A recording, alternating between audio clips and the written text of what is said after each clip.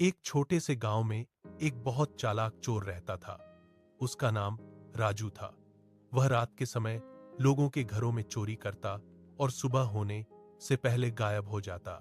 गांव वाले उससे बहुत परेशान थे, लेकिन कोई भी उसे पकड़ नहीं पा रहा था। एक दिन गांव में एक नए पुलिस इंस्पेक्टर आए। उनका नाम इंस्पेक्टर अरविंद था। वह बहुत ईमानदार और होशियार थे। उन्होंने गांव कारानी वालों से कहा, आप लोग चिंता मत करो, मैं उस चोर को जरूर पकड़ूंगा। उस रात इंस्पेक्टर अरविंद ने चोर को पकड़ने के लिए एक योजना बनाई। उन्होंने सादा कपड़े पहनकर गांव में गश्त लगानी शुरू की। आधी रात के समय उन्होंने देखा कि एक आदमी धीरे धीरे एक घर की खिड़की से अंदर जाने की कोशिश कर रहा है। इंस्पेक्टर को समझ आ गया कि वही चोर है। जैसे ही राजू घर के अंदर गया, इंस्पेक्टर चुपचाप पीछे से अंदर घुस गए। राजू अलमारी खोलकर सामान निकाल ही रहा था कि अचानक इंस्पेक्टर ने जोर से कहा, रुको पुलिस। राजू डर गया और भागने लगा।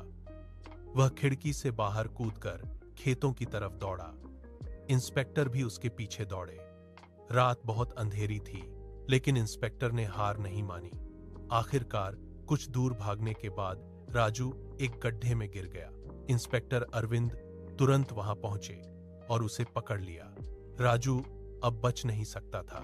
अगले दिन पुलिस उसे गांव के सामने लेकर आई। गांव वाले बहुत खुश हुए, क्योंकि आखिरकार वह चोर पकड़ा गया था।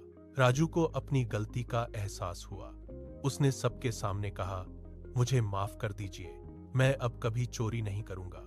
उस दिन के बाद गांव में फिर कभी चोरी नहीं हुई और लोग शांति से रहने लगे। इंस्पेक्टर अरविंद की बहादुरी और समझदारी की वजह से गांव सुरक्षित हो गया। अगर चाहो तो मैं इसी कहानी को और मजेदार